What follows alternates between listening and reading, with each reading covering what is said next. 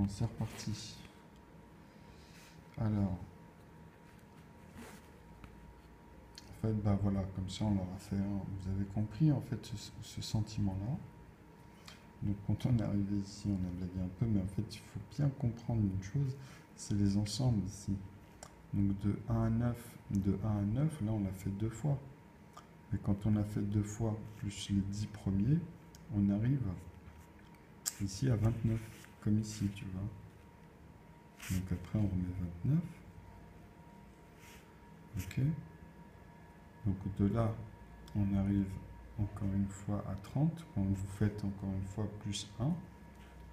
Donc ici à 30, en fait, on est à moins 1 de 1, 0 en fait. Parce que vous avez compté 1, 1.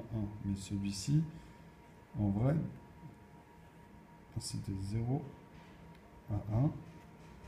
Ok, avec comme je vous ai dit ces points-là, qui représentent après ici les proportions, donc la demi. Hein. Mais bon, nous on va compter 0, 1, 2, 3, 4, 5. Enfin, il aurait fallu, comme d'habitude, jusqu'à 9. Enfin 10, mais celui-ci, ça aurait fait 0. Enfin 1, 2, 3, 4, jusqu'à 10 ici. Donc en fait, c'est 10, hein, ça fait 1, 2, 3, 4, 5, 6, 7, 8, 9, 10. Bon, j'aurais dû les faire proportionnellement, mais vous avez compris. Donc de là, en fait, ça fera après 1, 2, jusqu'à en fait 3, 4, 5, jusqu'à 9. Et en fait, ici, vous êtes au 10e chiffre. À chaque fois, vous êtes à 10 éléments. Ici, on est à 10. Ici, on est à 10. Si on les comptait dans les ensembles. Donc celui-ci, le fait qu'il passe au nombre de deux chiffres à un chiffre ici, c'est pour ça qu'il y a ce problème de... Vous avez en fait, ici, vous avez du mal à concevoir que ça et ça, c'est la même chose. Vous comprenez? Donc c'est le même problème en fait entre le 1 et la virgule après. Donc on va y arriver. Donc vous avez compris que là, en fait, on va ajouter encore une unité à chaque fois, comme vous dites, mais cette unité, c'est l'ensemble, c'est la densité de ça, on est d'accord. Hein. Donc quand vous continuez ce raisonnement-là, et que vous arrivez donc à 30, donc ça c'est moins 1, mais vous allez rajouter plus 1 ici, plus 1, ok. Donc on continue 1 à 9, donc vous allez compter en fait ici de 30, vous avez rajouté 1, de 1 à 9. Vous suivez le raisonnement. Hein. Donc on va arriver à 39. Vous avez compris. Donc ici, de 1, on peut noter maintenant, j'efface. Comme ça va pas, ça sert à rien, là, vous avez compris. Après, en proportion, franchement, il n'y a pas plus... c'est juste le sentiment à un moment donné où on bloque quand on arrive vers cette fameuse unité-là qu'on ne comprend pas dans le temps, en fait. Comment on se retrouve des fois avec des nombres, même quand on essaie d'être précis, qui ne sont pas cohérents dans ce qu'on nous on pensait. Et pourtant, à la base, on se dit normalement de devrait se retrouver avec tous les ensembles. Donc moi, ça, c'est pour ça que j'amène à régler ces problèmes-là qui sont liés entre les paires et surtout les impairs. Les paires, ils ont du mal avec les paires, en fait. Les impairs. Comme ils ont du mal avec les impairs, ça posait un problème ici, justement, vis-à-vis de ça. Parce que regardez, on tombe sur 89, c'est un nombre premier, quand on fait la conversion ici. Vous comprenez? Si on enlève tous les autres 9. Si après on enlevait l'axiome en fait des autres proportions, vous voyez ce que je veux dire? Bon, si on multipliait simplement par 10, avec ces ensembles-là, on aurait fait 89,999. Ok, donc ça aurait fait 90, parce que c'est toujours le 1 plus 1, ou tu vois, quand on décale. Le 1 se transforme en 9 derrière, quand vous enlevez l'unité, le deuxième chiffre. C'est tout, c'est pas plus con. On ne peut pas le faire avec les autres. Là, il faut arrêter. Parce qu'après, sinon, il faut faire celui-là, puis les autres, puis après... mais dans le 9, ici, dans la virgule, c'est pas logique. Vous comprenez? Ça va vraiment avec l'unité. L'entier, en fait, de la proportion des ensembles. Donc, ici, il faut comprendre, donc on a fait de 10, ça, donc c'est égal à dire que c'est 10,0 degrés, qui est égal à simplement 10. Hein, c'est l'entier 10, quoi. Ok? Ça, c'est au 9 au degré, on est d'accord. Hein. comme je vous ai dit, ou avec E9, pour dire qu'il y a 9, il y a, il y a 9, 9 en plus de celui-ci. Ok. Sinon, j'aurais pu mettre aussi, on peut dire 8,E10. Ouais, E10, mais pour qu'ils comprennent les personnes, tu peux mettre même une parenthèse de 9. C'est ce degré-là, en fait. Ok. C'est que des 9, 19 derrière. C'est une façon d'écrire. Donc, hop. Maintenant, vous avez, à mon avis, senti qu'on va descendre. Donc ici, on l'aura fait dans le nombre de fois ce qu'on a vu, là, les rapports qu'on vient de voir que j'ai effacés, ça revient à la même chose. Mais qu'est-ce qu'on remarque? On remarque une chose, là je vais descendre à 8, on a dit qu'on gardait les palindromes et ceux qui sont liés avec cette puissance-là. Donc, hop, le 1, après 8,0.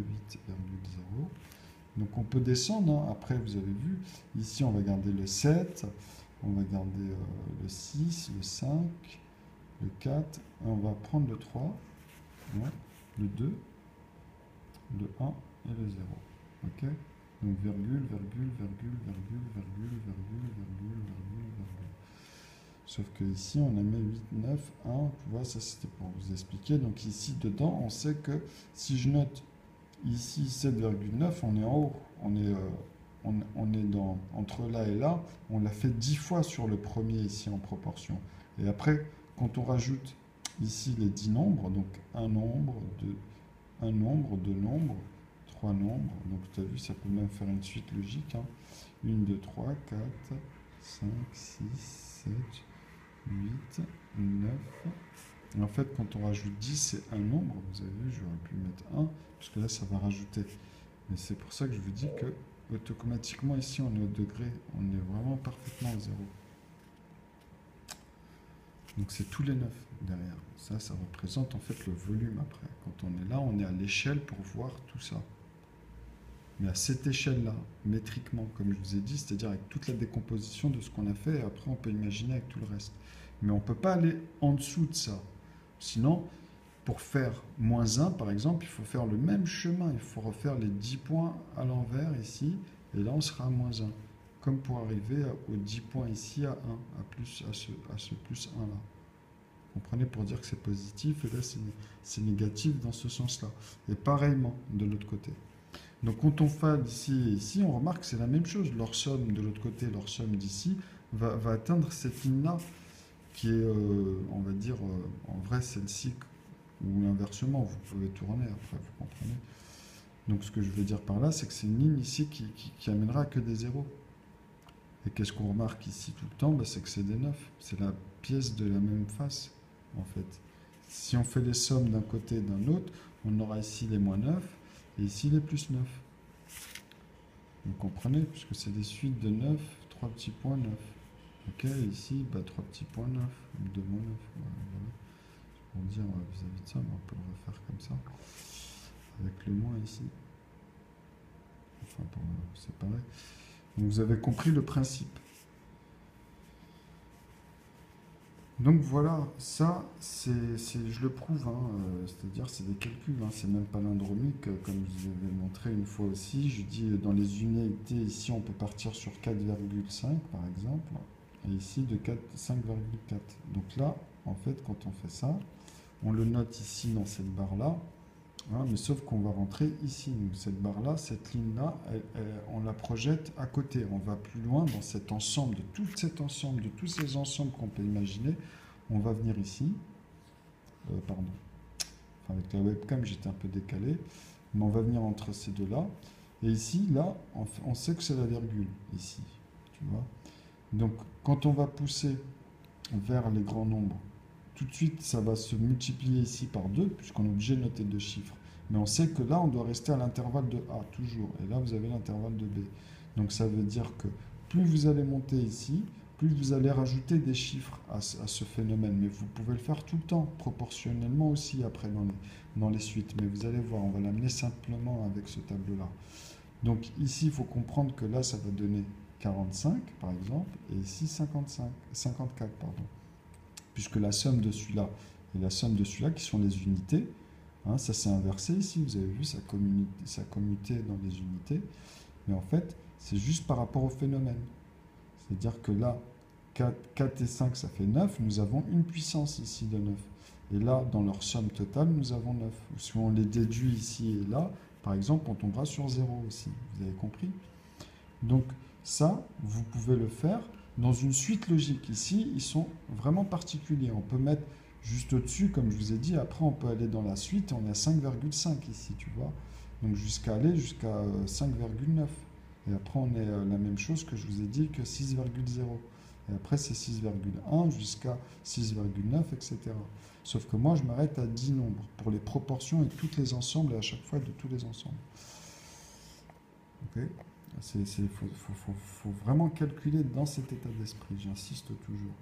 Donc, maintenant, dans cette suite logique, vous remarquez que même si je vais par exemple dans la somme de 9 pour rester ici sur la somme de 9 et 0, on va dire dans les soustractions, dans les proportions des ensembles aussi, qu'est-ce que je fais? On remarque que c'est 3 ici et 6, donc la barre va être décalée ici après. Là, je me suis éloigné un peu plus dans une puissance de 10 à chaque fois par rapport à ça. Vous comprenez, dans ces lignes ininterrompues de ce cercle-là. Là, je vous montre, c'est comme si on partait de là, et là, ça ne va pas être joli, mais vous comprenez, c'est comme si on faisait ça et on calculait tous les rayonnements et la profondeur de tous ces éléments-là. Donc là, il faut imaginer au cube que là, on ne peut pas voir et que là, c'est grosso modo, mais c'est comme si, que je vous ai dit tout à l'heure, on faisait un cube parfait de 1 cm, mais qu'on regarde de face, mais il y a le cube. C'est-à-dire que là, en fait, on ne voit pas la barre d'en haut puisqu'on est parfaitement en face. Vous voyez, elle est vraiment, on va dire, on ne voit pas comme ça, on voit comme ça. Vous avez vu? On voit vraiment parfaitement. Je ne sais pas comment vous amenez ça, mais vous avez compris que le cylindre, s'il y a une pointe ou un élément, on voit parfaitement. Vous comprenez? Donc c'est par rapport à la perspective. Donc ici, il faut bien imaginer que c'est parfaitement dans la norme au cube. Ok, après, on va dans l'air à l'intérieur, et justement de la manière dont on compose la proportion. Moi, comme je vous ai dit, ici, la circonférence à chaque fois de ces cercles-là qu'on peut réunir ensemble au fur et à mesure dans cette suite de colimaçon, ça va être 3,3 jusqu'à ici, E. Ici, il y en a combien? On a dit, il y en a 9. Tu vois, 9,3. Vous avez compris, ça c'est le degré. Donc ça veut dire qu'il y en a 10 après la virgule. Donc ça multiplié par 3, ça donne 10.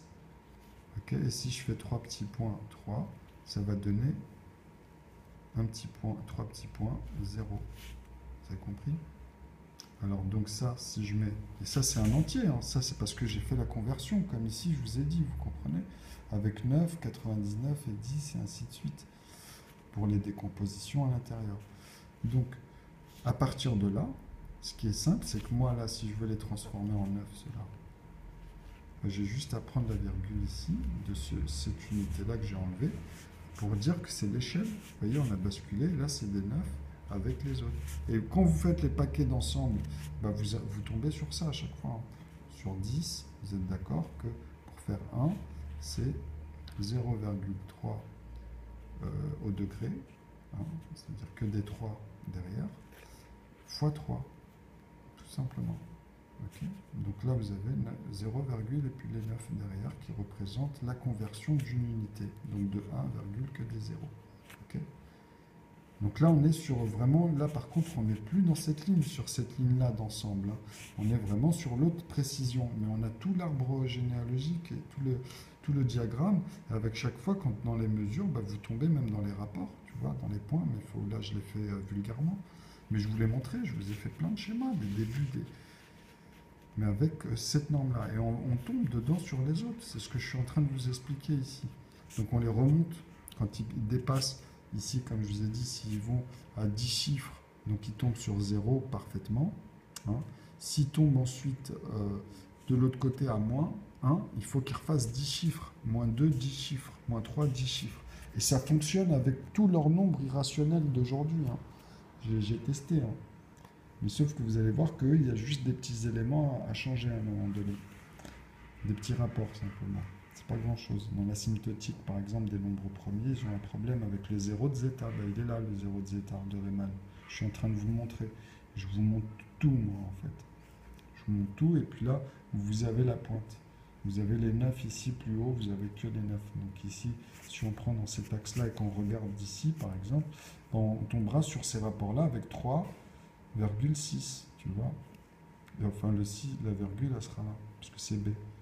Enfin, 3,6, ici, dans ce côté-là. Mais en fait, moi, maintenant, je vais vous l'amener dans cet axe-là, comme dans cette écriture, comme ça, en montant comme ça donne 36. Et ici, 63. Et après, ici, ça fait 363, ici, 636, et ainsi de suite.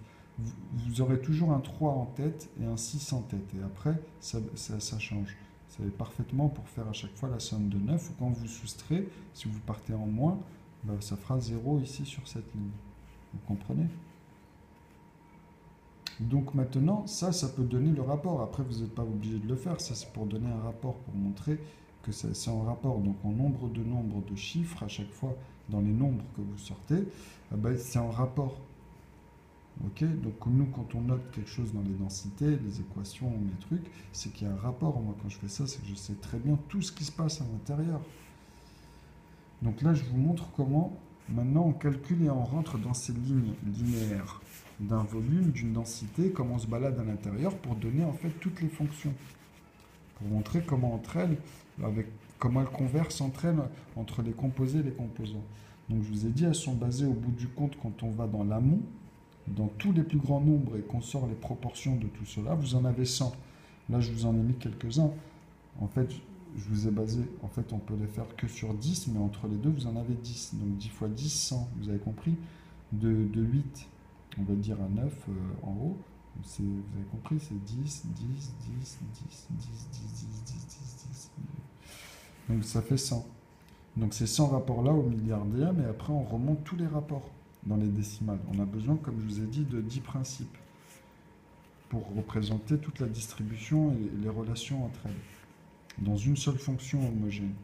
Tu vois, ça donne un diagramme en fait, complet, hein, homogénéisé. Donc c'est comme ça, ils appellent ça comme ça, tu vois. Donc, maintenant vous avez compris qu'est-ce que je peux faire ici. Maintenant, moi, je descends à 3,1, puisque 3,1, on sait que par rapport à ici, pour monter à 4, on est passé par 4, 0, 3, 9, qui est égal à 4, hein, et ensuite, après, on a fait 3, 8, 3, 7, 3, t'as vu, etc. On est passé par 3, 3 aussi. Hein. Donc, j'aurais pu noter aussi les deux. Donc on peut prendre ici 3,3 parce que c'est aussi important, avec le 9,9 par exemple, et le 3,1 qui est en lien avec, en racine, la racine de celui-ci c'est celui-là, donc la racine de celui-là, 3 fois 3, 9, ok, mais là on est à 0,2 en fait. Tu comprends? C'est tout. Et après, les rapports ici, si on va dans le 4, parce que là aussi, il faut encore une fois comprendre que si on faisait, on poussait dans l'esprit du métrique, à l'échelle, non, on n'a plus besoin de continuer à pousser ici. On a compris le principe que ça montera toujours, comme je vous ai dit, de 1 à 9 ou inversement. On marchera soit comme ça, soit comme ça. Et jamais ici dans les deux sens. Jamais, non. Dans la synthèse naturelle, c'est comme ça. Et on la retrouve de toute façon naturellement dans ces ensembles. C'est pour ça qu'après, on simplifie juste avec 10 pour faire d'autres synthèses, pour aller vraiment en amont et s'amuser avec, tu vois. Parce que c'est avec ces 100 nombres-là au bout du compte. C'est les 100 nombres les premiers, vous avez vu, les 100 premiers nombres les plus petits, les plus diminutifs, on va dire, pour aller en amont. Et après, c'est à l'intérieur, on voit toutes les proportions et on les pousse après, justement, et ça va donner des grands nombres, parce que c'est la conversion de tous les éléments. Et après, on reprend à l'intérieur les synthèses qu'on veut. Tu vois? Vous comprenez ça? C'est très important. Donc, quand on fait 4, là, on sait que, par exemple, 9,2 vis-à-vis de 10, qui est 10 sur 10 en proportion. Hein. Si je vous parle de moins 1/12e, par exemple, de cet ensemble, hein,